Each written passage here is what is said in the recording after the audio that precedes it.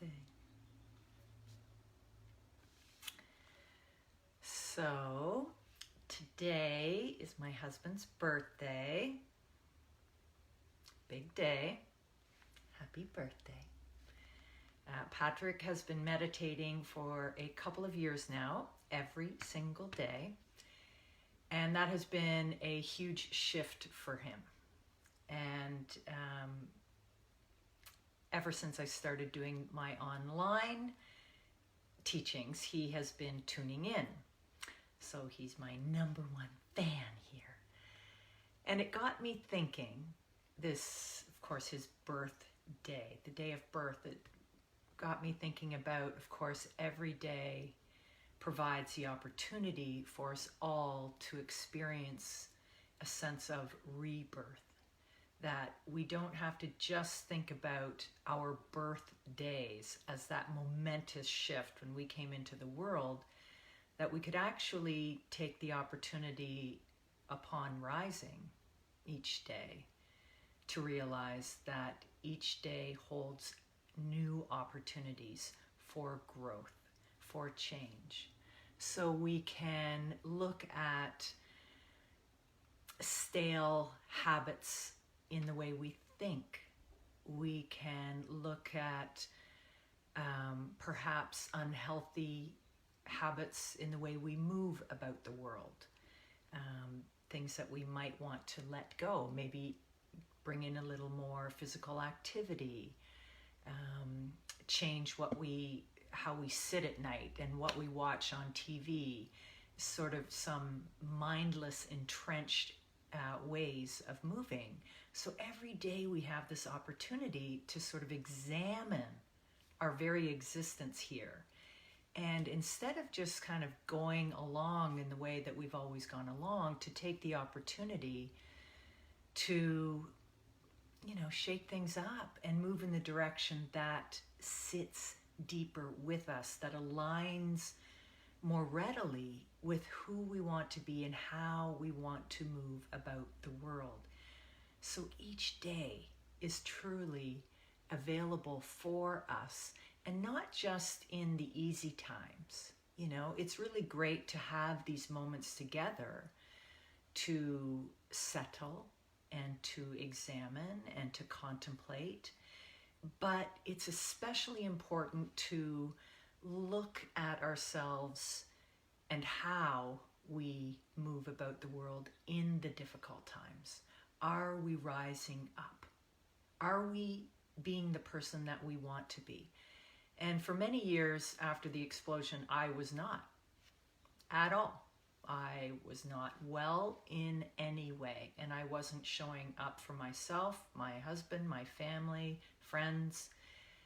And yet, I take that back. I was showing up in the best way I could, and I was maintaining my meditation and yoga practice every day. And that built the foundation for me to not only create healthy changes in my life, but by committing to sitting in stillness, committing to the act of non-doing, I allowed for shifts to occur within the body, within the mind, and literally within the neuronal makeup of our brains. So 5 years post-explosion, my memory was very poor. I had a working memory below 2%, and it was only after 7 years that I noticed a change. And it was like a veil had been lifted. And it was quite profound, and I still remember the very moment when the shift occurred, when the veil lifted. And sometimes we have to put the time, often we have to put the time and the effort in order to make considerable changes in our lives. Not only externally, in the way we move, in the activities we participate in the things we watch, in the things we read, in the way we are working in our professional or working lives. But it allows for a deep shift within our physiology and biology, and that's big. So from my book, Healing from the Inside Out, I talk a lot about this. But here's a great quote that is included in the book from Swami Sivananda, whose lineage I studied under. And this was written, he wrote this at least 85 years ago. The book was published 85 years ago when he had this realization or wrote down these thoughts and words of wisdom. We don't know. But this is what he says. Considerable changes take place in the mind, brain, and nervous system by the practice of meditation. New nerve currents, new vibrations, new avenues, new grooves, new cells, and new channels are formed. The whole mind and the nervous system are remodeled. You will have a new heart, a new mind, new sensations, new feelings, new modes of thinking and acting, and a new view of the universe as God manifests. So that's a pretty profound realization. And modern technology, modern science is now telling us this very thing that Swami Sivananda recognized almost 100 years ago or 100 years ago. That through meditation, through the stillness, that we create the opportunity for healing to occur. And we create the opportunity for new channels to be formed. And as we create new habits, new ways of thinking, new ways of feeling, the old trenches, the old lines of communication within the brain are weakened. And what is strengthened are the new ones. If we keep choosing to go that way, if we keep choosing to elevate our thoughts, our emotions, and our actions, that's what starts to take hold. And it's pretty profound and incredible. And I am here, literally here because of it. Because I should have been in a nursing home by now, and I'm not. I'm here, and I'm teaching, and I'm online, and none of this would have been anything that I could have ever seen myself doing, ever. So I feel quite grateful to be here now, to have the confidence to actually be doing what I'm doing, and not being afraid anymore of what people think, not being afraid of falling or looking like an idiot or making mistakes, which, since this is live, sometimes I make a couple of boo-boos, but that's okay, that's life.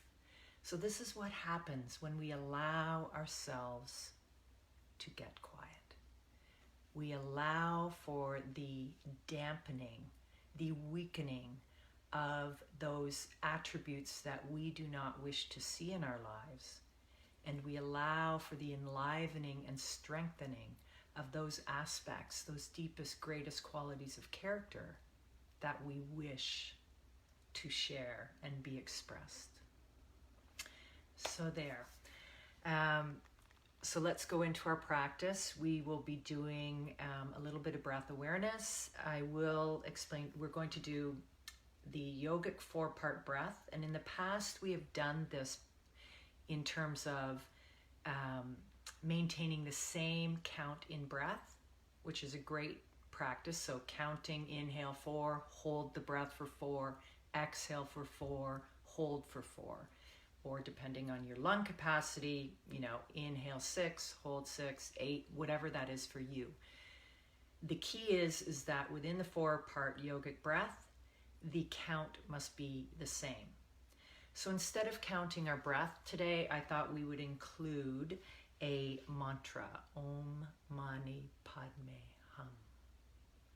And it's not always important to know the meaning of a mantra. So I don't want to, it's a beautiful meaning and I'll share it later with the post, but I want you to think about, or feel, not think, feel the resonation and the vibrational qualities of Om Mani Padme Hum. Om Mani Padme Hum. Beautiful resonance within the body. So for us today, the 4-part breath will be inhaling Om Mani Padme Hum. Hold the breath, retain the breath. Om Mani Padme Hum. Exhale. Om Mani Padme Hum. Hold. Om Mani Padme Hum. So feel the resonance, feel the vibration. It's a beautiful practice. Then we will go into cosmic breath, and that will really bring you deeper. It's a cool technique. We've done it once before. So the hand gestures, the mudra, this is a kriya. So kriyas in the yogic tradition, Himalayan yogic tradition, involve a mudra, hand gestures, a body movement, and a breath, an element of breath awareness, and sometimes can have a mantra attached. So today the hand movement is simply, with every inhalation, the hands move, palms down. Hands move from the knees towards the hip crease. Every exhalation, they move away from the hip crease towards the knees. So inhale, exhale. There is a spinal flexion and extension if you choose. It helps to deepen the practice, and it's really good to enliven our breath. So that looks like inhale, nice open chest. Exhale, we round out the back. So inhale, extend. Exhale, flex. So that's the second part. The third part, and I'm going to repeat it a few times when we actually do it. The third part is the breath component. So we breathe in through the nostrils, breathe out through the mouth. Then we breathe in through the mouth, breathe out through the nose. Reverse, in through the nose, out through the mouth, and it continues. So that's what we are going to do, and I will leave you at the end of this with a little mindfulness exercise for the day. So allow your eyes to close. Allow yourself to turn inward.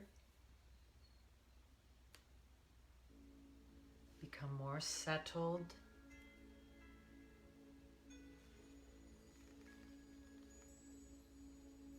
Softening the face and jaw.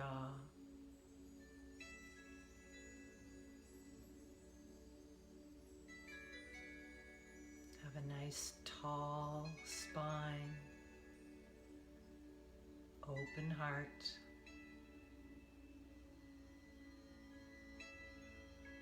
Feel rooted to the earth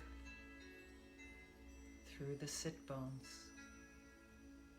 rooted to the chair, rooted to the earth through the feet as they meet the earth,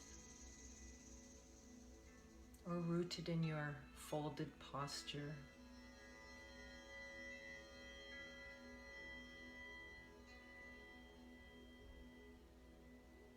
Settle here.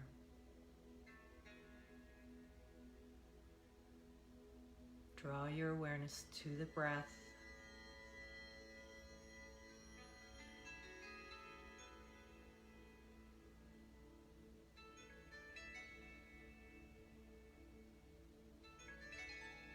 Relax here.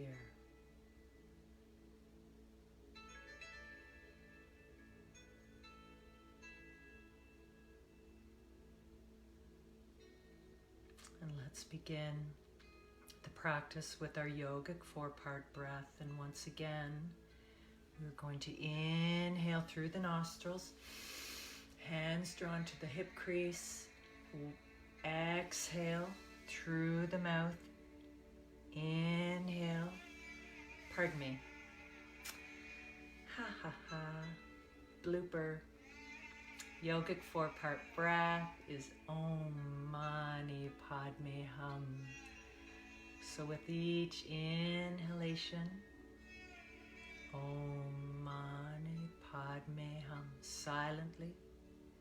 Then we hold the breath. Om Mani Padme Hum. Exhale silently.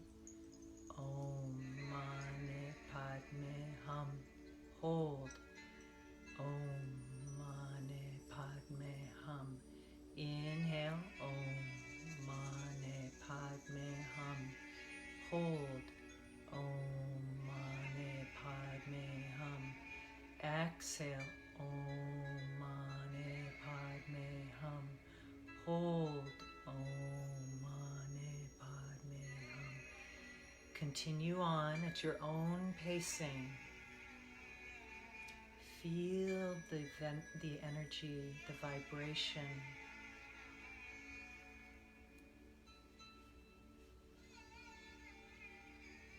Create your own rhythm. Om Mani Padme Hum.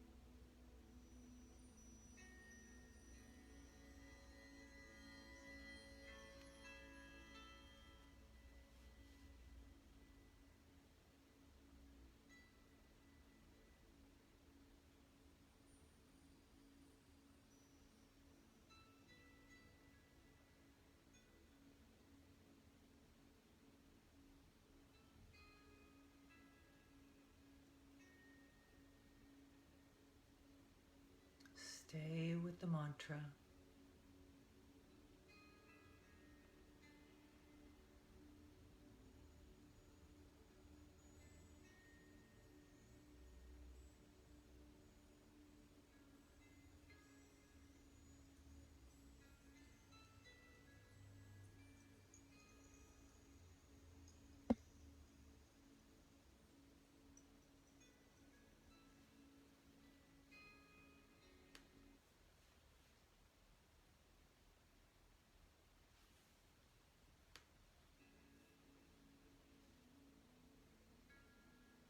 Om Mani Padme Hum. 4 parts.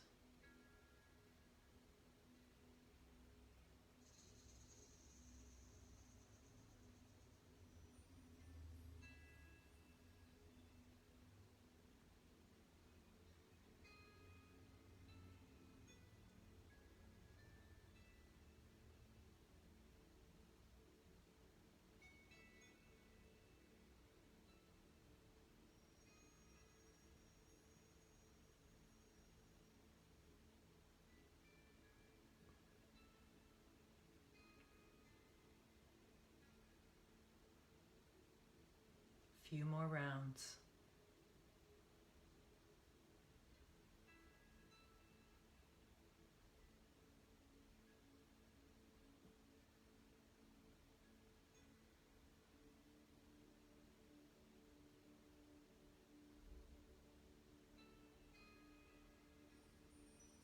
Last round.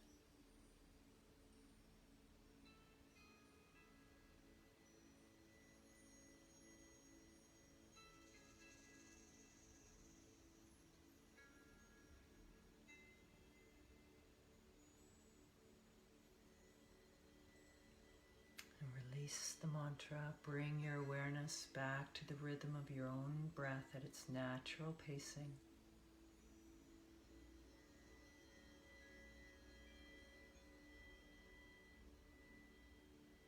Now we'll move into the cosmic breath. Inhale through the nose. Exhale through the mouth. Inhale through the mouth. Exhale through the nose. In through the nose. Out through the mouth. In through the mouth. Out through the nose. At your own pacing.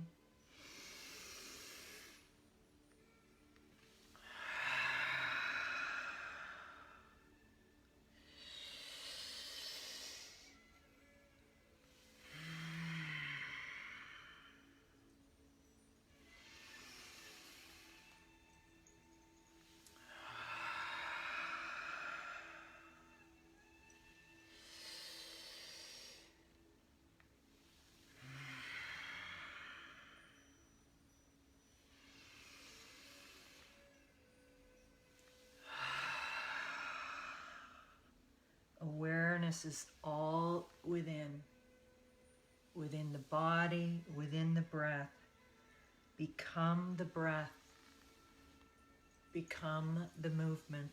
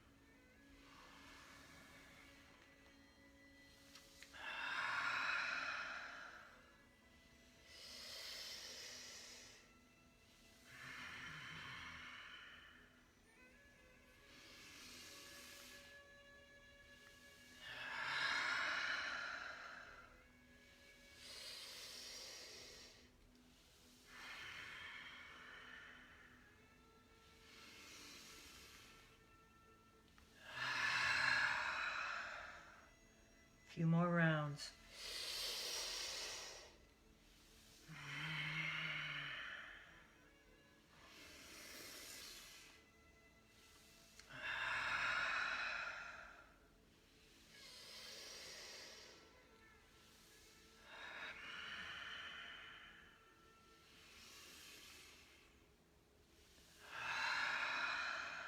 Last round.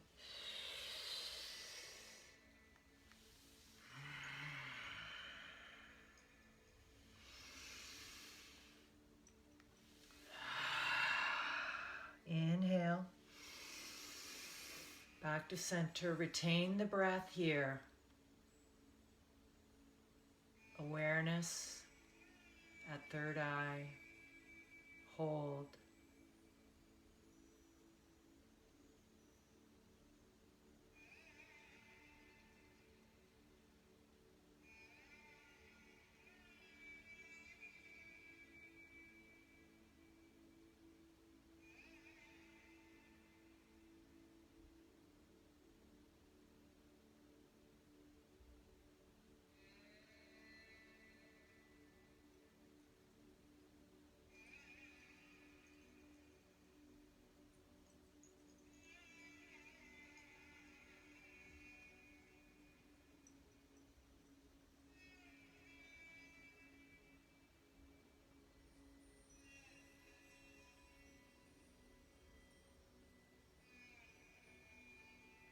And release. Inhale. Exhale. Two more.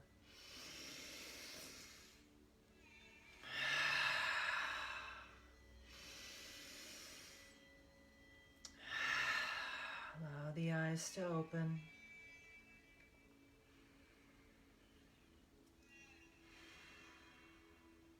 Allow the breath to settle.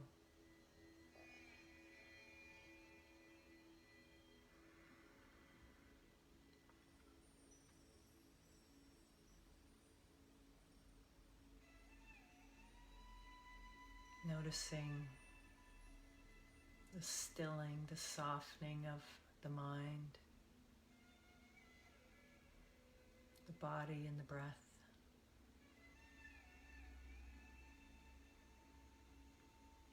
And the beauty of what happens is that we become much more aware and in tune to even the subtlest energies around us. So that might help us in the way we relate to each other. It might help in the way we relate to our world, our community. We actually become much more enlivened. So the mindfulness practice today is, what if I allow myself that daily opportunity of rebirth? What would I change? What would I enliven? What would I choose to receive that I've been blocking? It's your homework.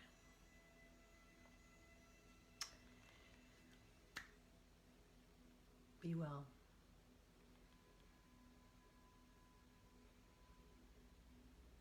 Namaste. And may every day be your birthday.